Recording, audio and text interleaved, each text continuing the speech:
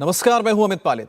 प्रधानमंत्री नरेंद्र मोदी अब चुनावी दौरे पर निकलने वाले हैं। मोदी इस बार नेगेटिव पॉलिटिक्स नहीं कर रहे हैं, पॉजिटिव पॉलिटिक्स पर तीसरा टर्म फिक्स करना चाह रहे हैं। मोदी के नाम, मोदी के काम से 2024 का नया पैगाम भी तय हो रहा है। चुनाव जीतने के लिए 3 बातें जरूरी हैं: नेतृत्व, नीति और नैरेटिव।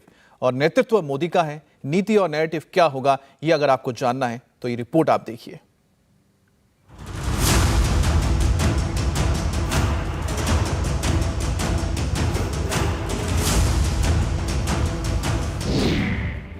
प्रधानमंत्री नरेंद्र मोदी पर राहुल गांधी और कांग्रेस क्या आरोप लगाते हैं कि मोदी ने देश की अर्थव्यवस्था खराब कर दी, मोदी ने महंगाई बढ़ा दी, मोदी ने बेरोजगारी बढ़ा दी, मोदी के राज में निवेश कम हो गया, मोदी के राज में बचत कम हो गई, मोदी देश को पीछे लेकर चले गए।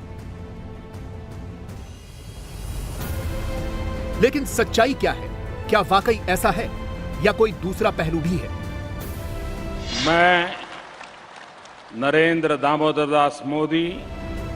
नरेंद्र मोदी 2014 में देश के प्रधानमंत्री बने थे, यानी इस हिसाब से उनकी सरकार अभी 10वें साल में चल रही है।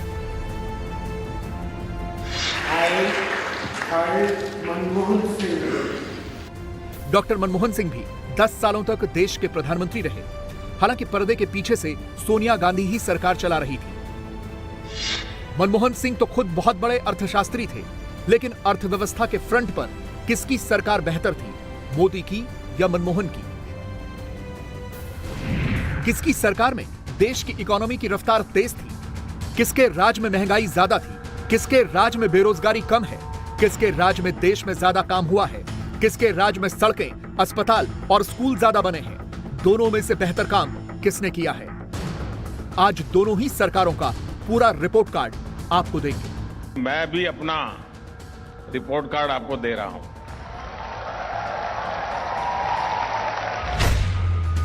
2014 में भारत दुनिया की 10वीं सबसे बड़ी अर्थव्यवस्था था। अब भारत दुनिया की 5वीं सबसे बड़ी अर्थव्यवस्था बन गया है। पिछले 5 साल में भारत ने यूके, फ्रांस, इटली, कनाडा और ब्राजील जैसे देशों को पीछे छोड़ा है। और मोदी गारंटी देते हैं कि वो अपने तीसरे टर्म में भारत को दुनिया की तीसरी सबसे बड़ी अर्थव्यवस्था बना देंगे। तीसरे टर्म में पहली 3 इकोनॉमी में गर्व के साथ हिंदुस्तान खड़ा होगा। दोस्तों,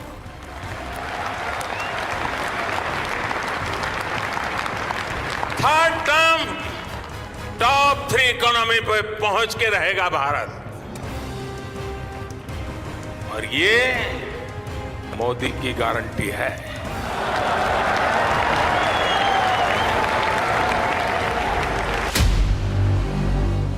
मोदी इतनी बड़ी गारंटी कैसे दे रहे हैं, यह समझना जरूरी है कि मोदी को इतना बड़ा कॉन्फिडेंस कहां से मिल रहा है कि वो भारत को तीसरी सबसे बड़ी इकोनॉमी बनाएंगे। ध्यान से समझिए। अभी दुनिया में सबसे बड़ी अर्थव्यवस्था अमेरिका की है, 26,854 अरब डॉलर। दूसरे नंबर पर चीन है, 19,374 अरब डॉलर। तीसरे नंबर पर जापान है, 4,410 अरब डॉलर। और 4,309 अरब डॉलर के साथ चौथे नंबर पर जर्मनी है। अभी भारत 3,750 अरब डॉलर की अर्थव्यवस्था है और 5वें नंबर पर है। लेकिन दुनिया मान चुकी है कि 2027 तक 5,400 अरब डॉलर की इकोनॉमी भारत बन जाएगा। यानी भारत जापान और जर्मनी को पीछे छोड़ देगा, और मोदी इसी की गारंटी दे रहे हैं। आज हम दुनिया की सबसे तेज गति से बढ़ने वाली अर्थव्यवस्था है। पता है ना? नहीं मालूम? मालूम है? रिकॉर्ड कम समय में हम 10वें नंबर के अर्थव्यवस्था से 5वीं सबसे बड़ी अर्थव्यवस्था बन गए।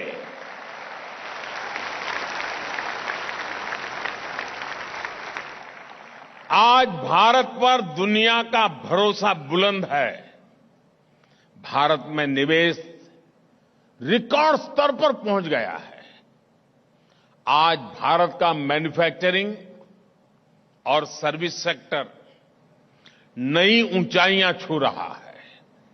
हमारा निर्यात, एक्सपोर्ट नए रिकॉर्ड बना रहा है। सिर्फ 5 वर्षों में 13.5 करोड़ से ज्यादा लोग गरीबी से बाहर आए हैं। भारत का नियो मिडिल क्लास बन गया है। 2014 में जब मोदी देश के प्रधानमंत्री बने थे तो जीडीपी $2 ट्रिलियन का था, जो 2023 में बढ़कर $3.7 ट्रिलियन का हो गया है। हालांकि अगर हम जीडीपी ग्रोथ की बात करें तो इसमें यूपीए का कार्यकाल बेहतर नजर आता है। यूपीए के 10 सालों में देश का औसतन जीडीपी ग्रोथ रेट 6.8% था, जबकि एनडीए के 9 सालों में औसतन जीडीपी ग्रोथ रेट 5.7% है। हालांकि यहां यह भी ध्यान देना होगा कि कोरोना की वजह से 2020-21 में जीडीपी ग्रोथ -5.8 दर्ज की गई थी। मोदी जानते हैं कि तमाम रुकावटों के बाद भी भारत विकास की रफ्तार बहुत तेज गति से दौड़ रहा है। इसीलिए तो भारत के 2047 तक विकसित देश होने का सपना देख रहे हैं। अगर आपने निश्चय कर लिया तो 2047 तक भारत को एक विकसित, समावेशी और आत्मनिर्भर देश बनने से कोई नहीं रोक सकता।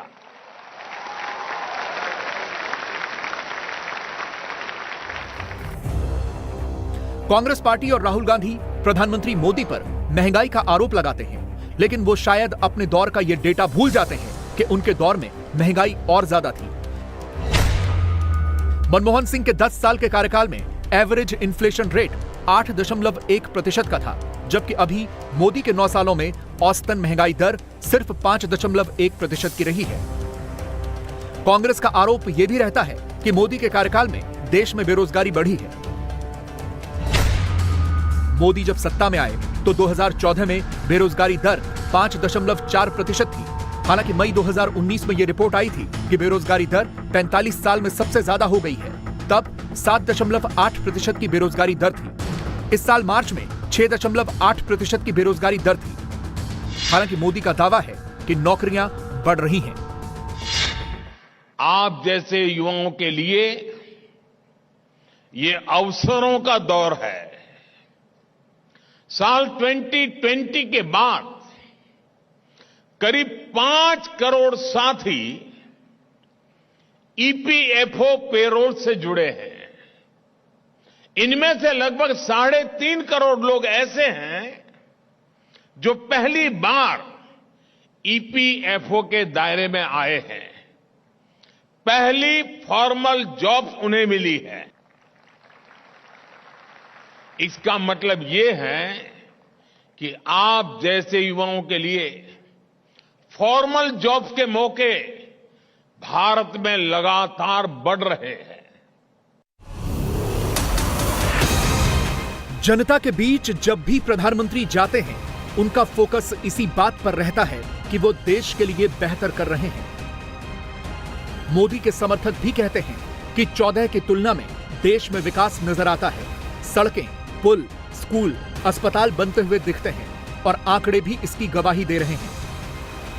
यह समझने के लिए आपको पहले दोनों सरकारों का बजट देखना होगा। सीएमआई का डेटा बताता है कि 2014 में देश का बजट 15,59,000 करोड़ रुपए का था, जो वित्त वर्ष 2024 में बढ़कर 45 लाख करोड़ का हो गया है। यानी 2014 से अब तक बजट 189% बढ़ गया है। बजट बढ़ने का मतलब है कि सरकार का खर्चा बढ़ गया है। ऐसा इसलिए है क्योंकि सरकार इंफ्रास्ट्रक्चर पर बहुत ज्यादा खर्च कर रही है, जैसे रेलवे, हाईवे, पुल, एयरपोर्ट, बंदरगाह, स्कूल, कॉलेज, हॉस्पिटल, ये सब नए बन रहे हैं। इसे कैपेक्स यानी कैपिटल एक्सपेंडिचर कहा जाता है। 2004 से 2014 तक मनमोहन सरकार ने कैपिटल एक्सपेंडिचर पर 12.4 लाख करोड़ रुपए खर्च किए। 2014 के बाद से नरेंद्र मोदी की सरकार ने इसी कैपिटल एक्सपेंडिचर पर 43.9 लाख करोड़ रुपए खर्च किए हैं। यह खर्च कहां-कहां हो रहा है, अब जरा इसका भी आंकड़ा देख लीजिए, कहानी समझ में आ जाएगी। 2014 में देश के अंदर मेडिकल कॉलेज की संख्या 387 थी, जो अब बढ़कर 692 हो चुकी है। 2014 में एम्स केवल 6 थे, जो अब बढ़कर 24 हो चुके हैं। 2014 तक देश में 723 यूनिवर्सिटी थी, जो अब बढ़कर 1472 हो गई। इसी तरह से IIT संस्थान 16 थे, जो अब 23 हो चुके हैं। IIM 13 थे, जो अब 20 हो चुके हैं। 2014 से पहले हमारे देश में 100 से भी कम स्टार्टअप्स थे। कितने? मैं इसलिए बुला रहा हूं क्योंकि क्लास में हम लोग ऐसे ही पढ़ते हैं ना। कितने स्टार्टअप 2014 के पहले? कितने? आज इनकी संख्या 1 लाख को भी पार कर गई है।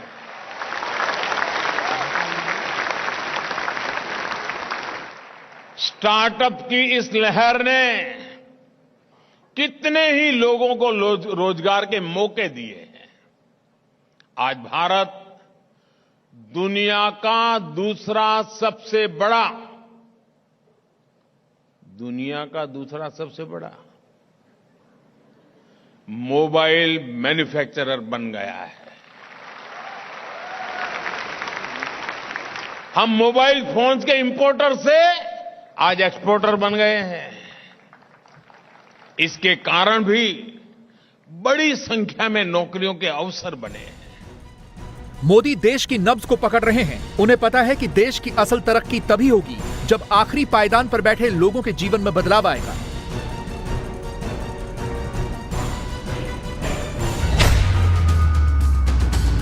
दो 2014 में भारत की बिजली उत्पादन क्षमता 2.3 लाख मेगावाट थी, जो 2023 में बढ़कर 4.17 लाख मेगावाट हो चुकी है। 2014 तक देश में 13 करोड़ गैस कनेक्शन थे, जो 2023 में बढ़कर 31 करोड़ हो गए हैं। 2014 तक देश में नेशनल हाईवे की पहुंच 91,287 किलोमीटर तक थी, जो 2023 में 1,44,000 करोड़ किलोमीटर से ज्यादा हो गए हैं। 2014 तक देश में एयरपोर्ट की संख्या 74 थी, जो 2023 में बढ़कर 148 हो गई है। ये सब भारत में आई पॉलिटिकल स्टेबिलिटी, पॉलिसी क्लैरिटी और हमारे डेमोक्रेटिक वैल्यूज की वजह से हो रहा है। इंडिया टीवी हर वक्त हर जगह डाउनलोड करने के लिए सर्च करें India TV news Google play store या ऐप स्टोर पर।